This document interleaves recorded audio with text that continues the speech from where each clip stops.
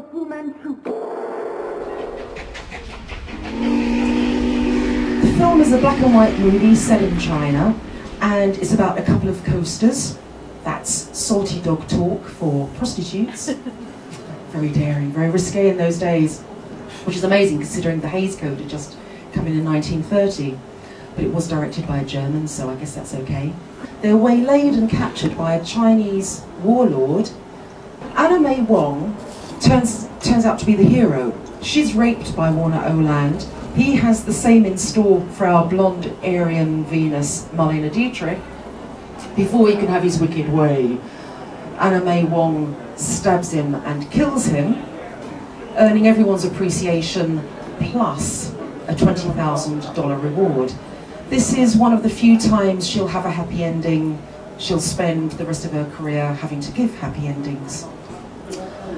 She is the first evil daughter of Fu Manchu, and she looks absolutely fab. She's perfect in it. She obviously seems to be enjoying herself, again with Warner Oland, as, I don't know how he managed to corner this market in Chinese men, but he did. Was he Swedish?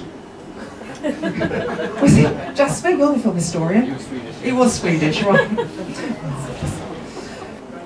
Aha, right. So there's the Yellow Peril Panic, and Sax Roma is only one. He's probably the most famous example of a whole slew of writers who get on this bandwagon, and he makes a fortune from his Fu Manchu books. In the book, he's described as: imagine a person tall, lean and feline, high-shouldered, with a brow like Shakespeare and a face like Satan, a close-shaven skull and long magnetic eyes of the true cat green.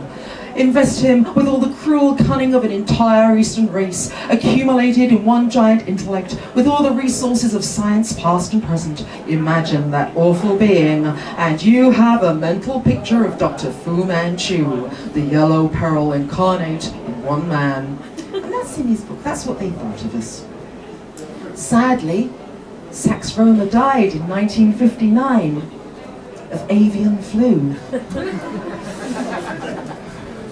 This is actually supposed to be a photograph taken in 1905 of her birthplace. And here she is with her older sister. She's the second born. She's third generation American. Her grandfather had a grocery store in the Placer County in the mines, in the mountains, serving the miners there. Her father, Samsing Wong, owns a laundry, and all the kids and the mother, the whole family works there. And basically, she's an American girl. So they didn't live in Chinatown. The family lived in an area, mixed area, so they were assimilated. She and her sister, Anna May and her sister, go to a mixed school, but she encounters such awful racism there that she describes it later as the dagger that left a scar on my heart. And she actually tries to make her eyes rounder. So she's starting to really feel that she doesn't belong. But where does she belong? Because she speaks American with a Californian accent. Her Cantonese is very bad. So what has she got to look forward to? You know, this sort of thing can drive a girl mad.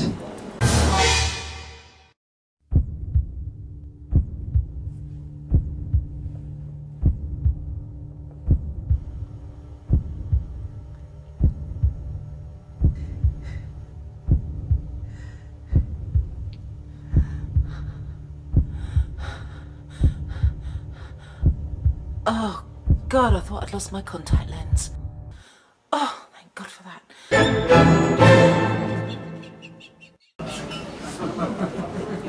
I had a tough childhood.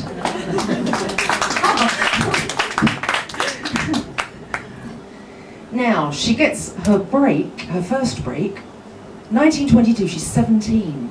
She wins the starring role in The Toll of the Sea, which is Hollywood's first Technicolor movie.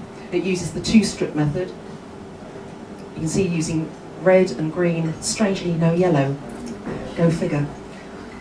And it's based on the Madame Butterfly story. She plays Lotus Flower, of course. And she finds an American washed up on the beach. She saves his life. They fall in love. They get married. She falls pregnant. He goes back to America, leaving her holding the baby. And he promises to return. And this is all sold as a classic love story, as a tragic romance. Well, it's romance for him, but it's tragic for us.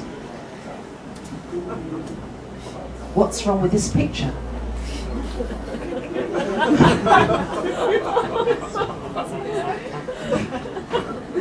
Something happened with the genes here, I don't know. But the child looks incredibly white. Oh my God, no, he's out there. This white child is living with the heathens, with the Celestials, with the heathen Chinese. If only we had somebody like, I don't know, Angelina Jolie or Madonna who would go and rescue him. But, aha! Here she is, the wife, Madonna.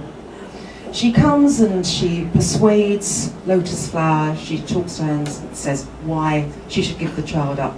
Of course, Lotus Flower hands over her child, as you do, and she walks into the sea and kills herself, leaving the white couple to live happily ever after with no guilt whatsoever. It had to have that ending because she'd obviously, there is evidence that she's had it off with a white man. And in law,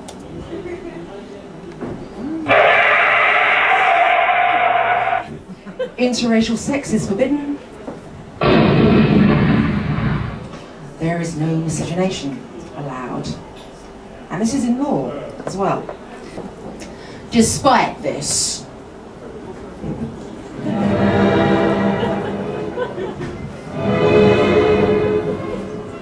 handsome, huh? She has a series of white boyfriends, mostly directors, actresses in the audience. I know you're just going to sympathise.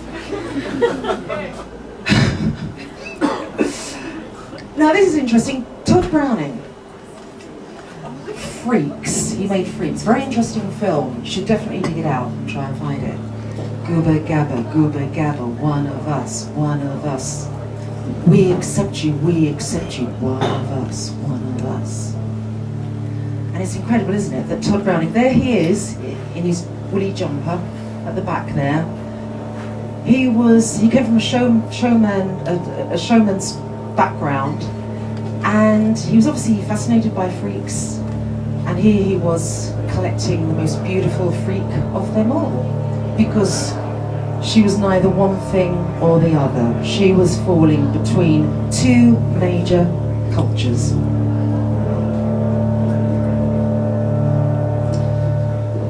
So the law forbids miscegenation, which is just as well actually, because this could lead to this. My mother said that this film was about her and my dad, bitter tea of General Yen.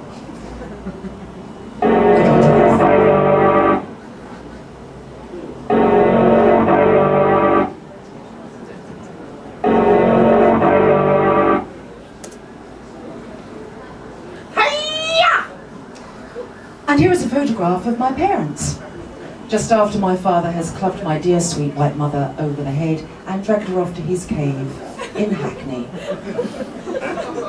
You can see he's bought dinner. And there they are out walking the dog. Because we all start off like this.